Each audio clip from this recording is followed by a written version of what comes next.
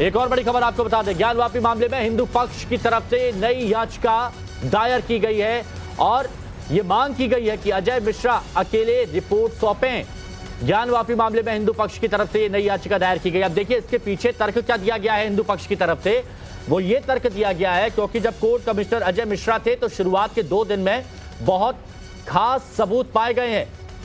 रविकांत हमारे सहयोगी हमारे साथ में जुड़े हुए हैं। रविकांत, हिंदू पक्ष की तरफ से जो याचिका दी गई है और उसमें कहा गया है कि अजय मिश्रा जो पहले कोर्ट कमिश्नर थे 2 दिन पूरे सर्वे उनकी निगरानी में हुआ, वही रिपोर्ट पेश करें। और क्या कहा इससे जुड़ा? देखिए, आपको याद होगा कि जब कोर्ट ने कोर्ट कमिश्नर नियुक्त किया उस वक्त अजय मिश्र अकेले थे और उन्होंने 6 और 7 2 दिनों तक ज्ञानवापी मस्जिद के अंदर कोर्ट कमीशन की कार्रवाई को संपन्न किया।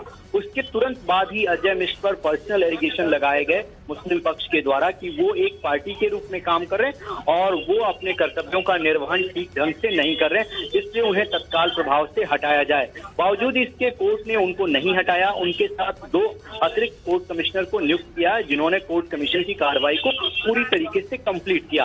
अब उसकी रिपोर्ट कोर्ट के सामने सबमिट करनी है, लेकिन इसी बीच एक नई याचिका दायर की गई है हिंदू पक्ष के द्वारा जिसमें ये कहा गया है कि 6 और 7 मई को जो कोर्ट कमीशन की कार्रवाई अजय मिश्र के द्वारा ज्ञानवापी मस्जिद के बाहरी परिसर में की गई, क्योंकि उनको अंदर जाने की अनुमति नहीं दी गई थी मुस्लिम पक्ष के द्वारा, तो बाहरी दीवारों पर भी बेहद महत्वपूर्ण सबूत और वीडियोग्राफी उनके पास है और उन्होंने उस काम को बखूबी ढंग से किया है। ऐसे में उनको भी ये अधिकार मिलना चाहिए कि 2 दिनों तक जो कुछ भी उन्होंने देखा है उस कमीशन की रिपोर्ट को कोर्ट के सामने दाखिल करें और वो जो रिपोर्ट है वो 2 दिनों तक जो उन्होंने अकेले की है वो वैलिड मानी जाएगी।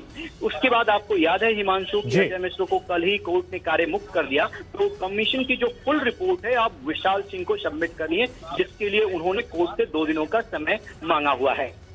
मतलब जहां जिसने काम शुरू किया था वही काम खत्म करे, यही मांग याचिका में की गई है। शुक्रिया आपका हमारे साथ जुड़ने के लिए रविकांत।